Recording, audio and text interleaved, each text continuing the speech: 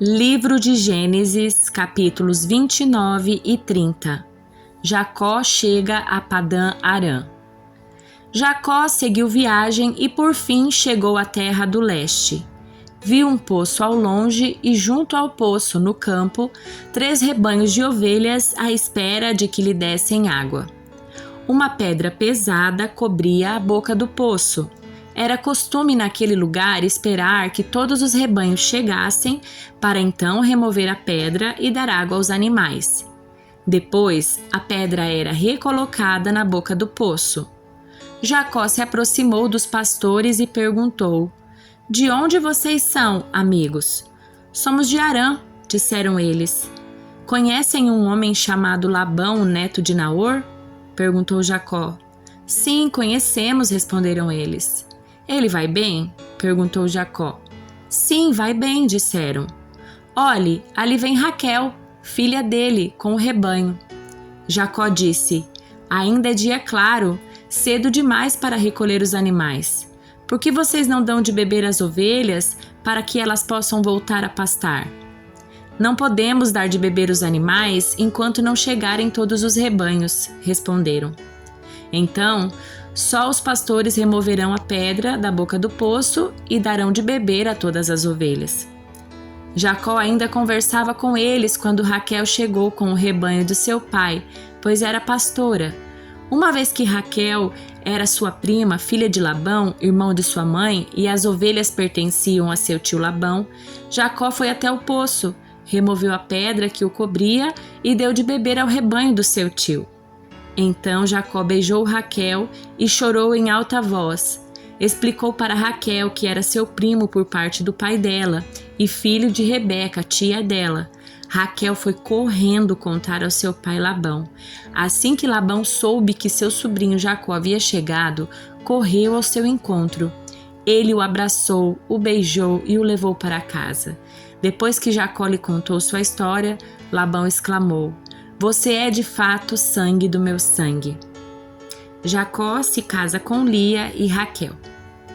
Quando Jacó estava na casa de Labão, havia cerca de 1 mês, Labão lhe disse: "Você não deve trabalhar de graça para mim só porque somos parentes. Diga-me qual deve ser o seu salário." Labão tinha 2 filhas. A mais velha se chamava Lia e a mais nova Raquel. Os olhos de Lia eram sem brilho, mas Raquel tinha bela aparência e rosto atraente.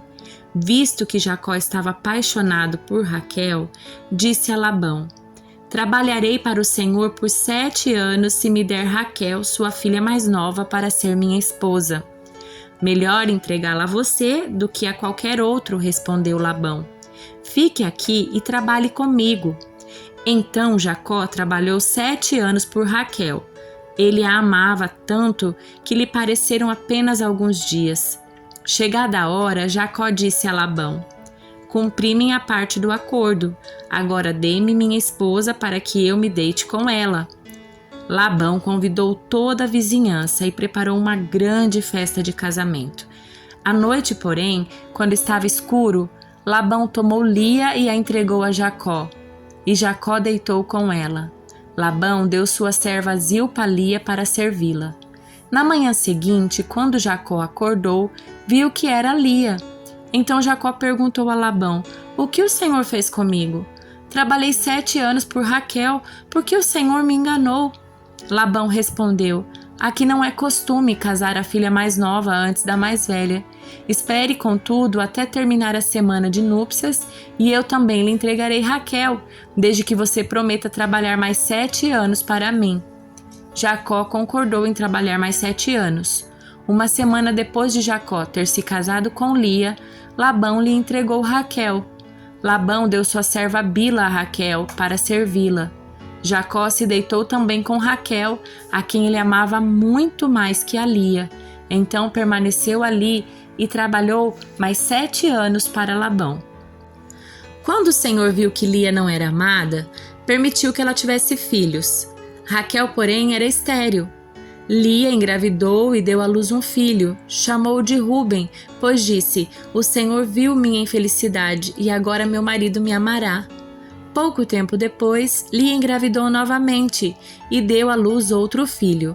Chamou-o de Simeão, pois disse: O Senhor ouviu que eu não era amada e me deu outro filho. Lia engravidou pela terceira vez e deu à luz outro filho. Chamou-o de Levi, pois disse: Certamente desta vez meu marido terá afeição por mim, pois lhe dei 3 filhos. Lia engravidou mais uma vez e deu à luz outro filho. Chamou-o de Judá, pois disse: Agora louvarei ao Senhor. Então parou de ter filhos. Quando Raquel viu que não dava filhos a Jacó, teve inveja da irmã e implorou a Jacó: Dê-me filhos ou morrerei. Jacó se enfureceu com Raquel. Por acaso sou Deus? Perguntou ele. Foi ele que não permitiu que você tivesse filhos. Raquel lhe disse: Tome minha serva Bila e deite-se com ela.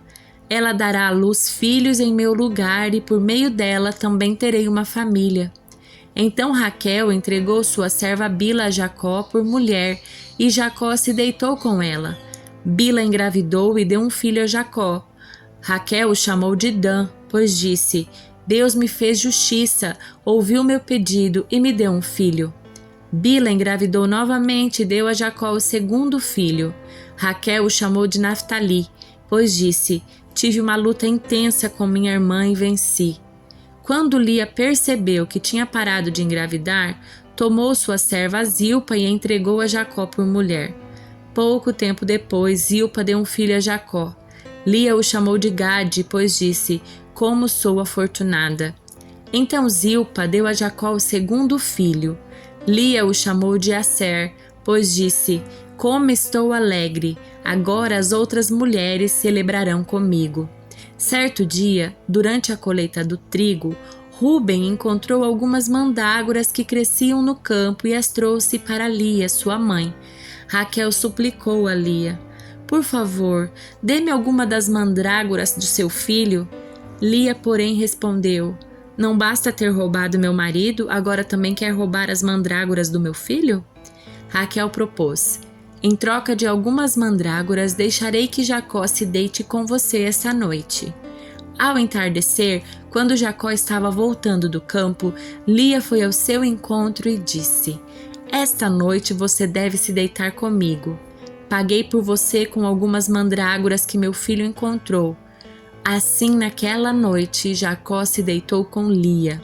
Deus respondeu às orações de Lia, que engravidou novamente e deu a Jacó o 5º filho. Chamou-o de Issacar, pois disse: Deus me recompensou porque entreguei minha serva por mulher a meu marido. Lia engravidou outra vez e deu a Jacó o 6º filho. Chamou-o de Zebulon, pois disse: Deus me deu uma boa recompensa. Agora meu marido me tratará com respeito, porque lhe dei 6 filhos. Depois Lia deu à luz uma filha e a chamou de Diná. Então Deus se lembrou de Raquel e, em resposta às suas orações, permitiu que ela se tornasse fértil. Ela engravidou e deu à luz um filho. Deus tirou a minha humilhação, declarou, e o chamou de José, pois disse: Que o Senhor me acrescente ainda outro filho. Logo depois que Raquel deu à luz José, Jacó disse a Labão: Por favor, libere-me para que eu volte à minha terra natal. Permita-me levar minhas mulheres e meus filhos pelos quais o servi e deixe-me partir. O Senhor sabe muito bem como trabalhei arduamente a seu serviço. Labão respondeu: Se mereço o seu favor, fique. Eu enriqueci, pois o Senhor me abençoou por sua causa. Diga-me, qual será seu salário? E qualquer que seja o valor, eu lhe pagarei. Jacó respondeu: O Senhor sabe como trabalhei arduamente a seu serviço e como seus rebanhos cresceram sob meus cuidados. De fato, o Senhor tinha pouco antes de eu chegar, mas sua riqueza aumentou consideravelmente. O Senhor abençoou por meio de tudo que eu fiz. Mas e quanto a mim? Quando começarei a cuidar da minha própria família? Quanto quer receber de salário? Perguntou Labão mais uma vez. Jacó respondeu: Não me dê coisa alguma. Se o Senhor fizer o que lhe direi, continuarei a cuidar de seus rebanhos. Deixe-me inspecionar seus rebanhos hoje e remover todas as ovelhas e cabras salpicadas e malhadas, além de todas as ovelhas pretas. Elas serão o meu salário. No futuro, quando o Senhor conferir os animais que me deu como salário, verá que fui honesto. Se encontrar em meu rebanho alguma cabra que não seja salpicada ou malhada, ou alguma ovelha que não seja preta, saberá que eu as roubei do Senhor. Está bem, respondeu Labão.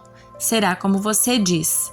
Naquele mesmo dia, porém, Labão saiu e tirou do rebanho todos os bodes listrados e malhados, todas as cabras salpicadas e malhadas ou com manchas brancas e todas as ovelhas pretas. Colocou os animais sob os cuidados de seus filhos, que os levaram a um lugar a 3 dias de viagem de onde Jacó estava. Assim, Jacó ficou e tomou conta do resto do rebanho de Labão. Então Jacó pegou alguns galhos verdes de álamo, amendoeira e plátano e removeu tiras das cascas, formando listras brancas nos galhos. Em seguida, colocou os galhos descascados juntos aos bebedouros onde os rebanhos iam beber água, pois ali era que se acasalavam. Quando se acasalavam diante desses galhos descascados com listras brancas, davam crias listradas, salpicadas e malhadas. Jacó separava esses cordeiros do rebanho de Labão. Na época do cio, colocava o rebanho de frente para os animais listrados e pretos de Labão.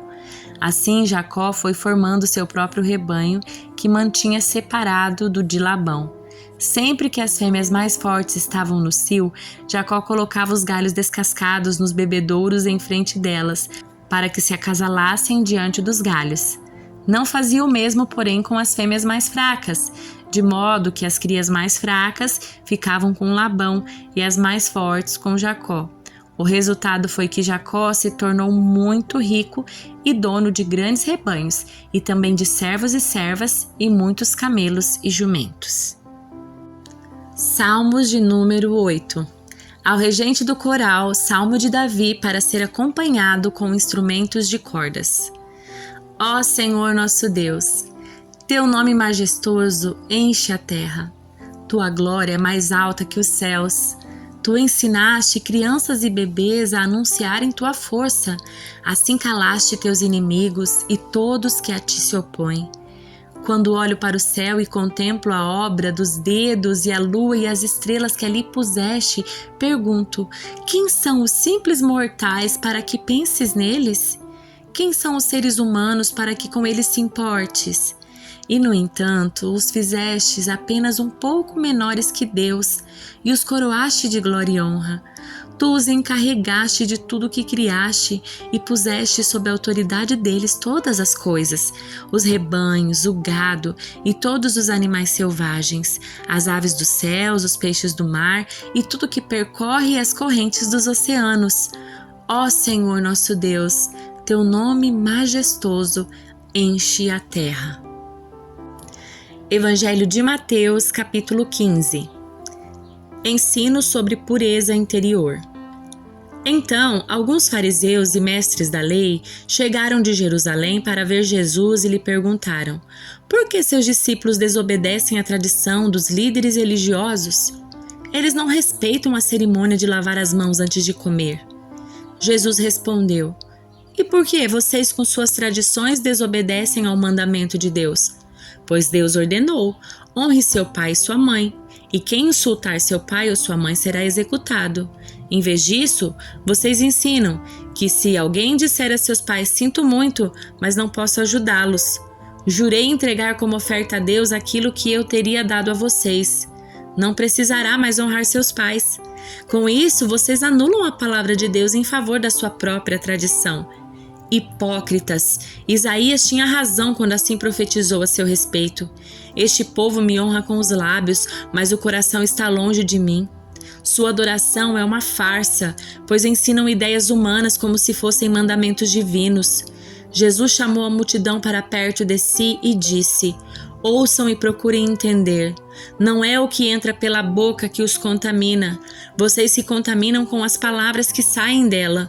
Então os discípulos vieram e perguntaram: o Senhor sabe que ofendeu os fariseus com isso que acabou de dizer? Jesus respondeu: toda planta que meu Pai Celestial não plantou será arrancada pela raiz. Portanto, não façam caso deles. São guias cegos conduzindo cegos, e se um cego conduzir outro, ambos cairão numa vala. Então Pedro disse: explique-nos a parábola de que as pessoas não são contaminadas pelo que comem. Ainda não entenderam? Perguntou Jesus. Tudo que comem passa pelo estômago e vai para o esgoto, mas as palavras que vêm do coração, é isso que os contamina, pois do coração vêm os maus pensamentos, homicídios, adultérios, imoralidade sexual, roubo, mentiras e calúnias. São essas coisas que os contaminam. Comer sem lavar as mãos não os contaminará. Então Jesus deixou a Galileia rumo ao norte para a região de Tiro e Sidom. Uma mulher cananeia que ali morava veio a ele suplicando: Senhor, filho de Davi, tenha misericórdia de mim. Minha filha está possuída por um demônio que a atormenta terrivelmente. Jesus não disse uma só palavra em resposta. Então os discípulos insistiram com ele: mande-a embora, ela não para de gritar atrás de nós. Jesus disse à mulher: fui enviado para ajudar apenas as ovelhas perdidas do povo de Israel. A mulher, porém, aproximou-se, ajoelhou-se diante dele e implorou mais uma vez: Senhor, ajuda-me. Jesus respondeu: não é certo tirar comida das crianças e jogá-la aos cachorrinhos. Senhor, é verdade, disse a mulher. No entanto, até os cachorros comem as migalhas que caem da mesa dos seus donos. Mulher, sua fé é grande, disse Jesus. Seu pedido será atendido. E no mesmo instante, a filha dela foi curada. Deixando aquele lugar, Jesus voltou ao mar da Galileia e subiu a um monte, onde se sentou. Uma grande multidão veio e colocou diante dele aleijados, cegos, paralíticos, mudos e muitos outros, e ele curou a todos. As pessoas ficavam admiradas e louvavam o Deus de Israel, pois os que eram mudos agora falavam, os paralíticos estavam curados, os aleijados andavam e os cegos podiam ver. Então Jesus chamou seus discípulos e disse: eu tenho compaixão dessa gente. Estão aqui comigo há 3 dias e não tem mais nada para comer. Se eu os mandar embora com fome, podem desmaiar no caminho.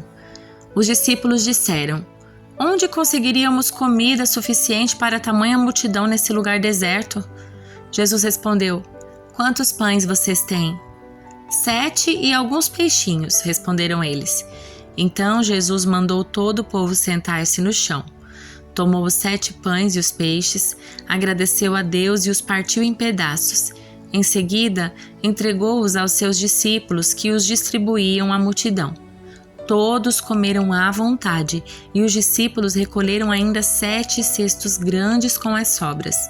Os que comeram foram 4.000 homens, sem contar mulheres e crianças. Então Jesus os mandou para casa, entrou num barco e atravessou para a região de Magadã.